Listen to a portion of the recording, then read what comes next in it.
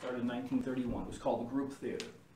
And the group theater was one of the most influential theater outfits in the United States ever. And part of what they did and what they were about is the training of their company. They had something like 30 people that they started with. 24 of them or so were actors, and then there were set designers and directors. And Sandy Meisner, along with Lee Strasberg and Stella Adler, and a number of other people, Robert Lewis, who became a teacher, a number of people who became teachers. Sandy Meisner had his own ideas about acting because he was an actor and he was a director, starting with the group theater. And as he moved along, he kind of devised his own way of working out of what he thought was good acting, what he saw as good acting, what he saw as good training. And they divided somewhat where Lee Strasberg went a certain direction, Stella Adler went closer to where Sanford Meisner went to, along with a guy named Robert Lewis, who was part of the group theater.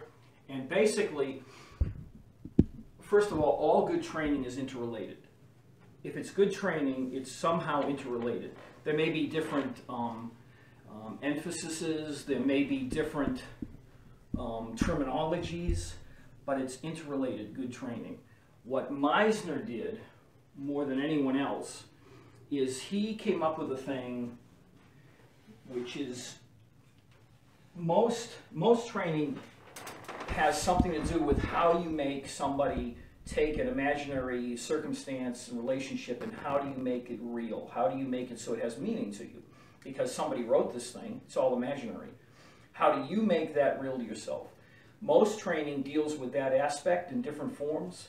What Meisner did, besides dealing with that, is he deals very heavily with what we're doing right now, okay? It's called the reality of doing. Are you listening to me, or are you pretending you're listening to me? I'm listening. That's the reality of doing. You're not faking it, you're not indicating, you're not showing, you're not lying. You're actually doing it. And in the course of doing it, you have thoughts and feelings that are connected with what you hear, what you see, my accent. Does this guy seem to know what the hell he's talking about? Whatever you're thinking about. Real, not pretended. That's the reality of doing. So whatever you understand you're doing, you truly attempt to do it. Right? You truly attempt to do it. Let me ask you, if you would, Bash, if you come up here. Mm-hmm. Thank you. You can call me Rick or hey you or whatever. Hey, old guy. What I'd like you to do, and I'd like you to do exactly what I'm asking you to do, okay? I want you from this wall, heel to toe. That means no cheating, no like kind of missing your toe and continuing on. Heel to toe for certain. Everything touching. If in the course of doing this you fall over, you have to start again. If in the course of doing it you find yourself, you missed touching your heel to toe, don't continue on, you have to start again. From here all the way to there, silently count how many steps. Okay. Okay? Did I ask you to fake doing that or to actually do it? Actually do it. Right. That's the reality of doing. Whatever you understand to do, you can sit down or whatever. Whatever you understand you're asked to do, you truly attempt to do it. Now, in the course of him doing that, everyone would be different because we're all different. He had whatever difficulty he had. It had whatever difficulty, right? Someone else might have more difficulty doing that. Someone else might have less, but he had a difficulty. In the course of doing it, the more he's involved in doing it, the less self-conscious he is.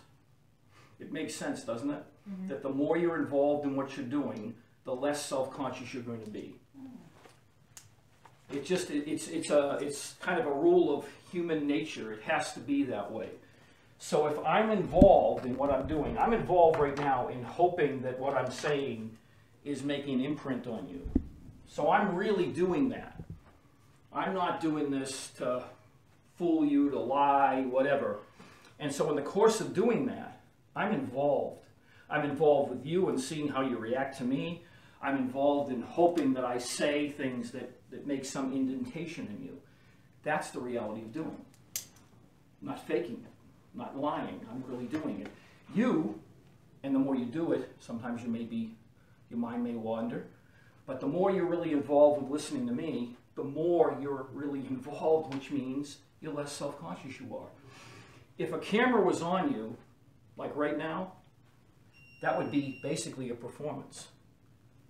You wouldn't have to worry about, am I making it look like I'm really listening and involved with this guy? No, that's what you're simply doing for real. That's the reality of doing. Okay? If you can see the bricks here, these are examples because it's important that this foundation sinks somewhere in you, that you understand. From, and you may have to, I don't know what, to be able to see them. From this wall to here, every brick, whether it's a whole brick or part brick or whatever size brick it is, but each one you can see they're individual, silently count them, all of you. That you get the right answer or not is not what's really important. I mean, you'll get the right answer if you really take your time, and if you make a mistake, go back and check and whatever. What's important is the attempt, the real attempt. Because in that real attempt, you are involved. And if there's any difficulty, like let's say you have trouble seeing over here, you have to deal with that in a real way, which might mean you have to move, get up, lean over, whatever. Right? You're involved in what you're doing. If you understand, what am I doing? Simple. I'm counting these individual things. Then you do it. If you're involved, if there was a camera on you or an audience watching you, you would not be very self-conscious. And you'd be really alive, for real, alive. This is what the concept basically is about, that you're not asked or trying to fake anything and to prove anything to anyone. You're simply asked to do what you understand to do. Okay? If I understand in a scene, door here, and I'm telling my sister that she's got a phone call, if I really understand and I have the words, hey sis, you got a phone call, those are my words. If I really do what I understand with that door being there, sis, you got a phone call! If I really do that, that's my performance. You understand? Mm-hmm. I don't have to worry about how do I act that. How do I show an audience I'm doing that? I just really do it, but I really do it. And if I really do it, I'm connected to what that world is, for real. It's that simple. That is the reality of doing. Whatever you understand you're asked to do, you truly attempt to do it. For its own self's sake,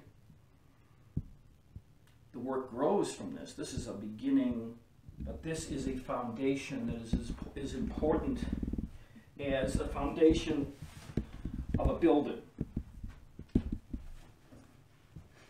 So is that relatively clear, mm-hmm. what the reality of doing is?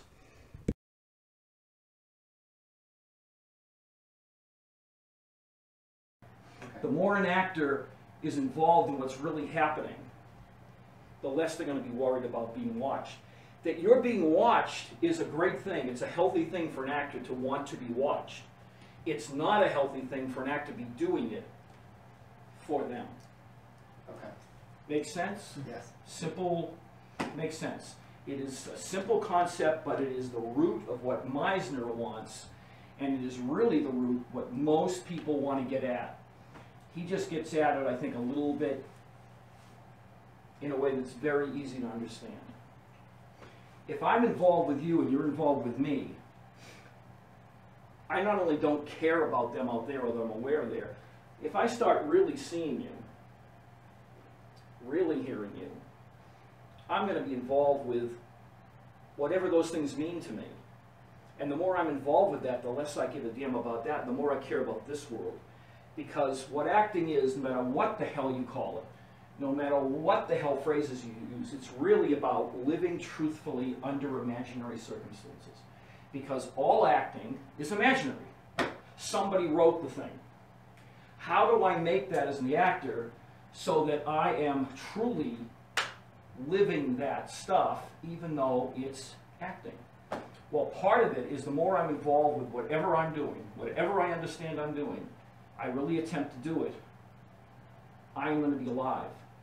I'm not going to be worrying about, am I doing this good? Do I look good? Are my buttons all buttoned? All the things that have to do with that dichotomy, because there's always a dichotomy of people are watching you. How do I have that be a healthy thing for me and not something that makes me start doing it for them? You ever been, I don't know how much acting you've done, but there isn't an actor alive, I don't care if it's Robert Duvall or whoever, who hasn't been on a stage or in front of a camera where they're really not involved. And now they start having to lie a little bit because I'm supposed to be whatever. So they start lying and then they do a lie on top of a lie to cover that, please God, don't let them know that I'm full of shit. You know? I mean, who hasn't been there? The more I'm involved, the less I'm going to be bothered by that and the more comfortable I'm going to be. Okay. There could be 8,000 people here, and if I'm talking about this stuff, it has a meaning to me, but it's not going to bother me because I care about what I'm doing and I'm trying to do it, which is to make you understand what the hell I'm talking about. Right. It's really simple. Okay. Not so simple to do, but it's really simple concept.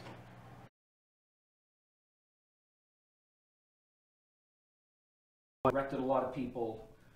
I've done a lot of stuff. There is no other exercise I've ever heard of, ever seen, that so consistently deals with basically what we're doing right now. Talking and listening for real. This is an exercise that has to start, and it does start very simple. It has to. It is a process. We will start this in a very simple way because it has to be. But I think in doing it and me talking about it and you seeing other people do it, you'll start to get an understanding of where it leads to. Where it leads to is a really deep connection with another person. To really see them, to really hear them, to really sense what they're doing. It's about instinct and impulse. To really get, it's like an athlete. If I start out, let's say in life, Rick Andosca can do 3 real military push-ups. Really correct. If Rick Andosca does those for 3 days, let's say, every day 3, the 4th day he adds a 4th one. He struggles with the 4th one, but he adds it. Another day he does 4. He does 4. He does 4. After 6 weeks, Rick Andosca, who could do 3, is now doing whatever, 23 correct push-ups. This essence of this exercise is the same essence of that. The more you do it, and the deeper you get into it, the more you get connected with another person. The more you see, the more you hear, and the more, very important, the more you start trusting what it means to you, what you're getting, and working with what you're getting, trusting yourself. But it has to start very simple. So, if you would come up here, and Kate, if you would come up here. We're not going to take this too far because we can't. It would be not helpful. Simple. Do that. I look at her. What do I get? Blue eyes. That just hit me. You repeat, blue eyes. Blue eyes, blue eyes. If for instance, I said, serious look. You have a serious look. I have a serious look. She does it from her point of view, which means I say, you have a serious look. I have a serious look. Right. But right now, I want to keep it really simple. Clothing, eye color, jewelry. Say a short little thing about what you see and repeat from your point of view, right? You have a serious look.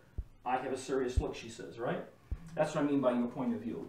So we'll keep it real simple. I'll stop it very quickly. I won't let you go far with it. But repeat. Good, good. Stand up, if you would, both of you. Okay, you see, you know where your chairs are? I mean, you got a good idea where your chairs are? Get in front of your chairs with your eyes closed. I want you to both walk around the chairs with your eyes closed, the chair you're in, 3 times, and when you're done, whenever that is, and you're back where you are now, open your eyes, no matter where, and work off what you get. Say what you get. Clear? Okay.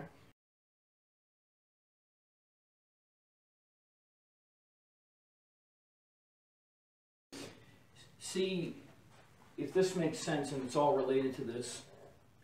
In life, we kind of, because life makes us, and you have to do this, makes us kind of learn a master class in how to be social and how to get along with people and how to be civilized. What happens is, if you see very little children, ones that are really little, and let's say they have a box, and all of a sudden one of those little kids says, "There's a fire over there," and they start jumping into that they, in their own minds, in their own way, they're playing with a fire, and the guy's all of a sudden one of the kids has got a hose, and he's saying, "Look out, the wall's going to come down," and the other one's doing this. They're involved in this fantasy and this fun of living. They're not thinking, how can I do this to make it look like I'm having fun and this is exciting to me? They are. What happens is, as we grow older, even when they get just a little bit older, all of a sudden they start realizing, Grandma and Grandpa think we're really cute doing this. They really think we're great. So all of a sudden they start learning what we do as we get older to perform, which is, now I'm doing it because Grandma and Grandpa think I'm cute and my attention is on them thinking I'm cute, instead of the initial, pure living it. And that's what we more and more have happen to us as we get older and older. You can't tell your boss. Let's say your boss talks to you like you're a piece of crap. Unless you want to lose your job, you're not going to say to your boss, "Don't talk to me that way." Right? We learn what we have to learn to survive. We have to. But in this room, in this work, what is important is you're not trying to not be nice to people. You're not trying to be nice. You're trying to be truthful. You're not trying to be not nice. You're not trying to be nice. You're trying to be truthful. So if I'm, let's say, working with her, let's say, and what strikes me is your hair looks like a mess, I'm not going to deny that because I don't want to hurt her feelings or have her get ticked at me or something. If that's what it is, I'm going to do it. If that's what's true to me. What's true to me, if that's true to me.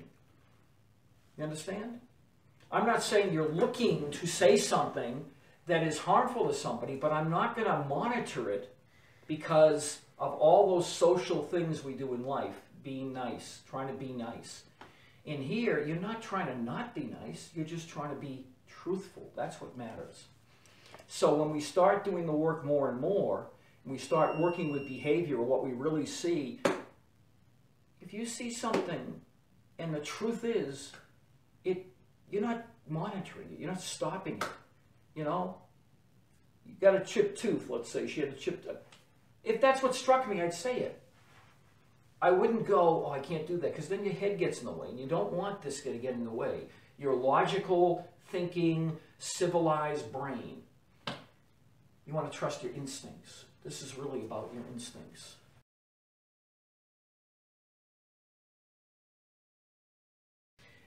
Does it make sense in some way where you see that if you're really involved in what you're doing, all the thoughts and feelings you're going to have in the process of doing that thing is going to keep you from being self-conscious if you're involved? If what I'm involved with on stage is I want them to like me, I want to be good in this, and that's where my attention is, I might as well dig ditches, because that's not fun, and it's probably going to lead to work that isn't very good at all. If I'm involved, I tell this example a lot because it's a stark example, and I hope this makes some sense. Within this thing, this imaginary world that all acting is because somebody wrote it, right? Somebody wrote, or somebody's wrote material.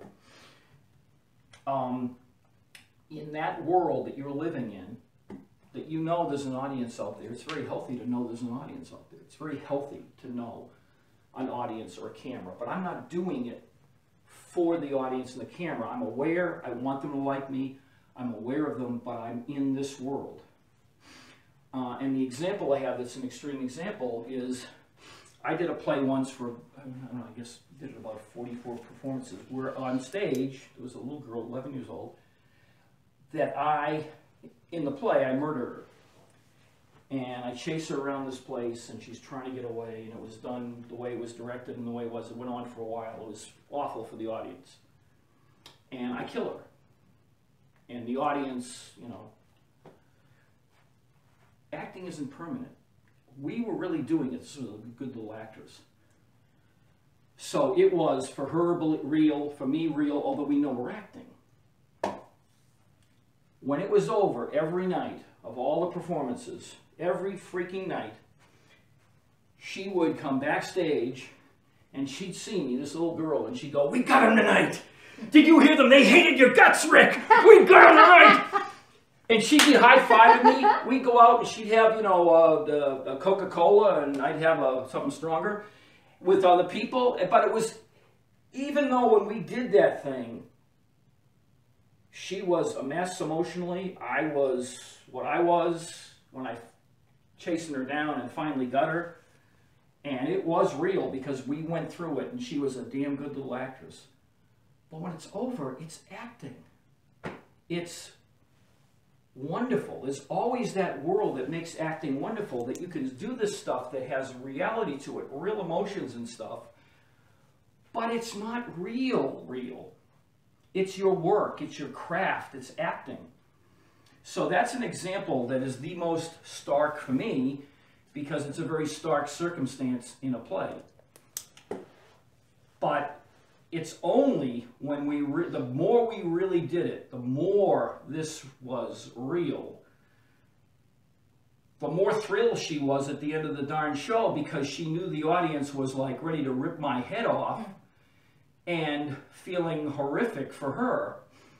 So, I mean, there were times when we'd come out at the end of the curtain call that they'd be cheering her like the greatest thing that ever lived, and they'd be booing the hell out of me. And some people meant it. I mean, some people, like, it was real to them, but that's what you want in theater. You want people to be sucked in so they don't walk away going, what cheeseburger am I going to have tonight? They're thinking about the play, about the reality of the people's lives and what took place. That's what you want.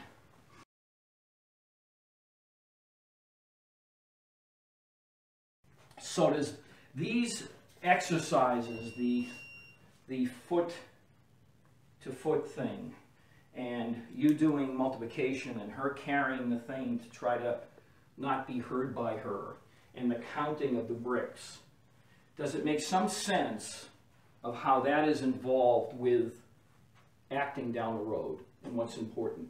Mm-hmm. Yes. Mm-hmm. And I'm telling you that if you were here trying to fake listening to me, making it look like you were, as opposed to simply really doing it, if you saw that, it would be a huge difference. And you would like the latter much better watching it. So really doing is an extremely important concept in acting. It isn't just connected with Meisner, but Meisner, that's what he calls it. I like that term, the reality of doing. It's all about the reality of doing. Can you do stuff way beyond that, where there's accents and behaviors with characters that are different than you? Yes, but that's later. That's later. So what I say to people within this work is, don't want to trot before you're done crawling. It is a process. It is a process for everybody that does it. I don't care who it is. Of all the freaking actors I know that work this way, and all the freaking actors I know of that work this way, many of them you would go, that's one of my favorite actors. That's one of my favorite actors. This is a very good way of working. A lot of actors have different ways of training. Some actors, they work different, you know, they work with a certain kind of way of working for a time, and another way. Pretty much any actor you can name has worked with this for some length of time.